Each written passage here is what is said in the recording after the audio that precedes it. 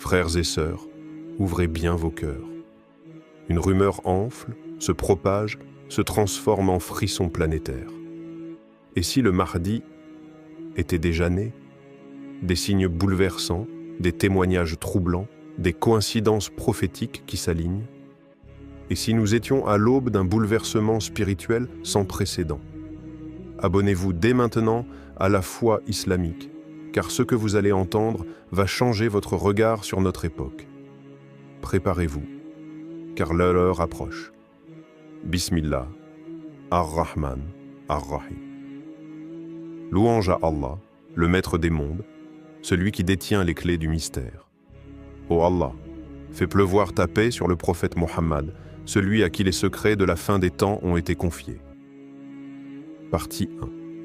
Une naissance prédite, des hadiths oubliés. Dans le silence des bibliothèques islamiques, loin des discours spectaculaires, sommeillent des trésors méconnus. Des hadiths, des paroles d'anciens savants, des lignes subtiles mais puissantes qui, lorsqu'on les lit attentivement, chuchotent une vérité bouleversante. Le Mahdi ne surgira pas de nulle part. Il est peut-être déjà né. Contrairement à ce qu'imaginent beaucoup, le Mahdi ne descendra pas soudainement du ciel dans un éclair de lumière. Son apparition ne sera pas celle d'un héros mythique, mais celle d'un homme que Dieu a formé en secret. Certains récits laissent entrevoir une trajectoire discrète, presque invisible aux yeux du monde, mais pourtant orchestrée par la sagesse divine. L'imam Jalal ad-Din as-Suyuti, l'un des plus grands polymathes de l'histoire musulmane, n'a pas ignoré ces textes. Il a rassemblé des centaines de narrations sur les signes de la fin des temps, mentionnant que le Mahdi vivrait dans l'ombre avant sa mission publique. L'illustre Ibn Hajar al-Asqalani, quant à lui, notait dans ses écrits que l'apparition du Mahdi coïnciderait avec un monde au bord de l'effondrement moral. Un monde qui ressemble étrangement au nôtre. Les hadiths rapportent une indication frappante. Le Mahdi sera un homme d'environ 40 ans. Cela signifie-t-il qu'il ne commencera son appel qu'à l'âge de maturité spirituelle, comme le fit le prophète Muhammad lui-même? Alors, posons la question. S'il doit apparaître bientôt, ne serait-il pas déjà vivant? Peut-être même déjà adulte? Le monde dans lequel il naîtra est décrit avec précision. Corruption des dirigeants, injustice flagrante, oppression des croyants, guerres inutiles, fitnas incessantes. Vous reconnaissez ce tableau? Ce n'est pas une anticipation du futur, c'est notre présent. Alors, imaginez un instant. Quelque part, peut-être à la Mecque, ou à Damas, ou même en Europe. Un homme vit, inconnu, portant dans son cœur une mission qu'il n'a pas encore révélée, formé par l'épreuve, affiné par la solitude, sculpté par la miséricorde d'Allah. Les textes sont là. Il fallait juste oser les lire autrement. Partie 2. Des signes actuels qui confirment une présence silencieuse. Regardez autour de vous. Le monde entier semble suffoqué sous un voile invisible. Épidémies qui paralysent des nations entières. Guerres qui éclatent sans fin. Catastrophes climatiques, effondrement économique et une injustice qui ne se cache même plus. Ce ne sont plus des événements isolés. C'est une symphonie de chaos jouée sur la scène du monde. Et pourtant, derrière cette cacophonie, il y a une sensation étrange, presque imperceptible, comme si quelque chose ou quelqu'un était déjà là. Dans les coulisses du monde musulman, certains savants chuchotent à demi-mot « L'enfant est né, il est vivant, il est caché ». Ces mots ne viennent pas de youtubeurs sensationnalistes. Ils viennent d'érudits enracinés dans la tradition, de maîtres soufis, de muftis silencieux dont la voix ne dépasse que rarement les murs de leur cercle privé. Des vidéos circulent, souvent ignorées, parfois censurées. Des visages floutés témoignent d'étranges rencontres. Un homme en blanc, au regard intense, apparaît dans des contextes différents. À Médine, à Istanbul, en Syrie, en Afrique du Nord. Il ne parle presque pas, mais ceux qui le croisent ressentent une paix inhabituelle. Et surtout, il témoigne d'un même sentiment. Je ne sais pas qui c'était, Mais c'était quelqu'un? Ce phénomène ne se limite pas à l'anecdote. Dans le Hidjaz, au Levant, et même dans certaines confréries soufis d'Afrique, on rapporte des paroles très claires. Le Mahdi est déjà né, il vit dans l'anonymat et il est en formation spirituelle. Allah le façonne loin des regards, loin de la gloire, loin du tumulte. Est-ce une coïncidence que tant de rêves, de visions, de témoignages se recoupent à une époque où les signes de l'heure s'alignent comme des constellations célestes? Ce ne sont pas de simples rumeurs, ce sont des traces, des empreintes d'une présence invisible, mais de plus en plus palpable. Quelqu'un se prépare. Et nous, peut-être, sommes déjà en train d'assister, sans le comprendre, à l'entrée discrète du Mahdi dans l'histoire. Partie 3. Des rêves récurrents, des cœurs touchés dans le monde entier.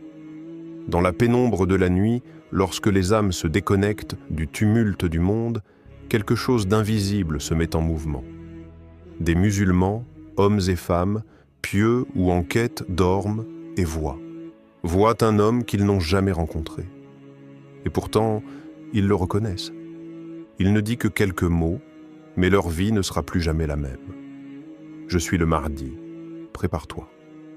Ces rêves ne surgissent pas de l'imaginaire confus du sommeil.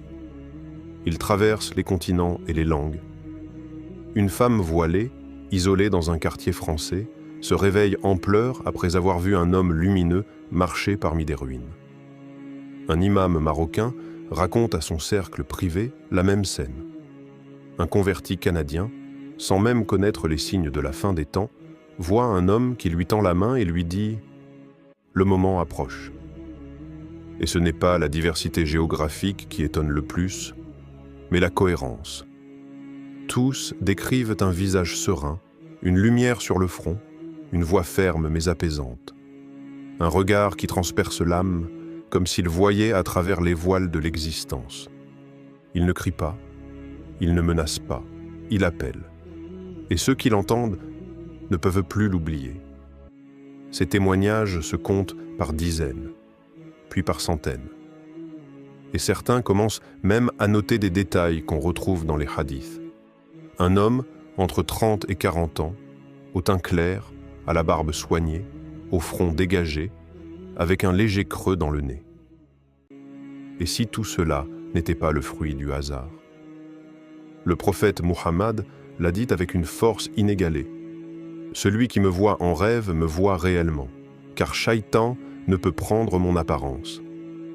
Alors, que penser de ces visions qui ne prétendent pas être des révélations, mais des avertissements?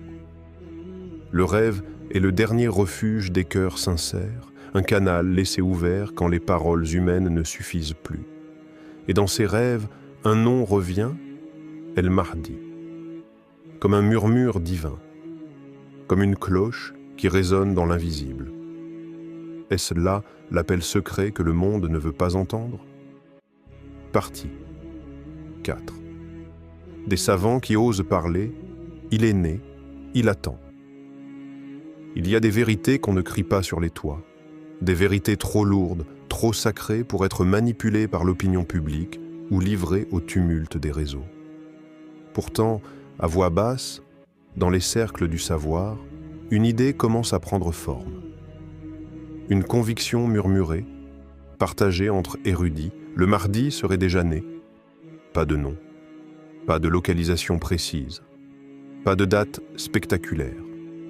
Seulement une phrase qui revient souvent chez certains savants contemporains. Il est né, il attend. Et ce n'est pas un slogan. C'est un constat né de l'observation, de l'analyse silencieuse des signes et de l'intuition que seule la proximité avec Allah peut offrir. Dans les écoles du Coran, certains enseignants racontent des rencontres troublantes. De jeunes élèves, parfois à peine adolescents, manifestent une sagesse étrange. Leurs paroles dépassent leur âge. Leur compréhension du din semble venir d'un endroit que même l'étude n'explique pas. Des mujtahid, dans des régions reculées du monde islamique, témoignent discrètement avoir rencontré des jeunes hommes aux réflexions puissantes, dotés d'une vision et d'un calme qui évoquent les prophètes, sans jamais franchir les limites. Ils ne prétendent rien. Mais ce qu'ils sont suffit à interroger.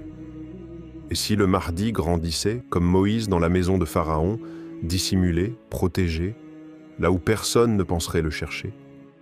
L'histoire sacrée nous l'a déjà montré. Allah façonne ses hommes dans les lieux les plus inattendus. Il les forme sans tapage. Il les prépare dans le silence. Il n'est pas impossible qu'en ce moment même, alors que le monde gronde de bruit et d'orgueil, un homme, quelque part, vive discrètement sa mission en devenir. Il observe, il apprend, il endure, il attend. Les bouleversements de l'histoire ne naissent pas toujours dans la foudre. Parfois, ils prennent racine dans le calme, et ce calme pourrait bien être celui qui précède l'éveil du Mahdi. Partie 5. Des coïncidences troublantes autour de l'année de sa naissance. Et si l'on pouvait entrevoir l'année de naissance du Mahdi? Cette idée, autrefois impensable, est aujourd'hui explorée par certains chercheurs musulmans qui, armés de sciences religieuses et d'astronomie, tracent des hypothèses étonnantes. Leurs travaux ne prétendent pas détenir la vérité, mais ils soulèvent une possibilité troublante. Et si le Mahdi était né dans les années 1980 ou 1990, pourquoi cette fenêtre temporelle si précise? Tout part d'un hadith rapporté par plusieurs sources. Le Mahdi apparaîtrait vers l'âge de 40 ans, dans une époque marquée par l'effondrement des pouvoirs tyranniques, la propagation des conflits et le besoin criant d'un guide spirituel. Or, que voyons-nous aujourd'hui? La multiplication des guerres, la normalisation du mensonge, la perte de repères moraux, la confusion des peuples. Le contexte est prêt. Il ne manque qu'un homme. En reculant de 4 décennies à partir d'aujourd'hui, on tombe sur une période charnière. La fin de la guerre froide, les débuts des bouleversements technologiques, les conflits du Moyen-Orient. Et ce n'est pas tout. Durant ces années-là, le ciel aussi semblait parler. Des éclipses solaires rares, parfois visibles depuis la Mecque ou Jérusalem, des alignements planétaires d'une précision millimétrée, des comètes qui traversent les cieux à des moments prophétiquement chargés. Certains astronomes musulmans relient ces événements à des passages anciens de l'islam classique, voire à des récits plus ésotériques issus des œuvres de savants comme Ibn Arabi. Tous ces phénomènes, pris séparément, pourraient être de simples curiosités. Mais, mis ensemble, ils dessinent une trame étrange, presque dérangeante. Un puzzle cosmique, une toile discrète sur laquelle pourrait se lire « Quelque chose est né ». Et maintenant, posez-vous cette question. Dans la rue, dans une mosquée, dans un train ou dans une assemblée. Et si vous aviez déjà croisé cet homme sans le savoir, peut-être qu'il observe, qu'il attend. Pas un feu vert politique, mais un ordre céleste. Une permission divine, celle qui fera basculer l'histoire. Parce qu'au fond, la question n'est plus « est-il né ?», mais plutôt « combien de temps avant que le monde sache qui il est vraiment ?» Frères et sœurs, si tout ce que vous venez d'entendre vous semble trop étrange pour être vrai, alors demandez-vous ceci, depuis quand la vérité est-elle confortable ? Depuis quand la promesse d'Allah se manifeste-t-elle de manière prévisible, logique, rassurante? L'histoire des prophètes nous enseigne tout le contraire. La vérité arrive toujours comme une secousse. Elle dérange, elle bouleverse, elle retourne les cœurs endormis. Et si le Mahdi est réellement né, alors chaque jour qui passe nous rapproche de l'heure où l'histoire va basculer. Ce ne sera pas une apparition spectaculaire au début, ce sera une transformation intérieure, un mouvement spirituel qui gagnera les cœurs avant de secouer les trônes. Il n'y aura pas d'annonce officielle, pas de tweet divin. Il y aura des signes, des frissons, des regards croisés, des rêves qui se répètent, des paroles qui reviennent sans cesse. Prépare-toi, il est proche. Mais le plus important, ce n'est pas de savoir où il est, c'est de se demander où en est notre cœur. Serons-nous prêts à le reconnaître, à l'aimer sans jalousie, à le suivre sans orgueil, à l'attendre sans paresse? Serons-nous des alliés ou des obstacles? Ô Allah, si le Mahdi est déjà né, accorde-lui ton soutien. Renforce sa foi, prolonge sa patience, et fais de nous ceux qui le soutiendront comme les Ansars ont soutenu ton messager. Ne fais pas de nous les insouciants, les sceptiques ou les retardataires. Et vous qui m'écoutez, abonnez-vous à la foi islamique, car ce n'est pas une chaîne, c'est une veille. Une lampe allumée dans la nuit de l'oubli, car ce qui vient n'est pas une histoire, c'est une réalité qui approche.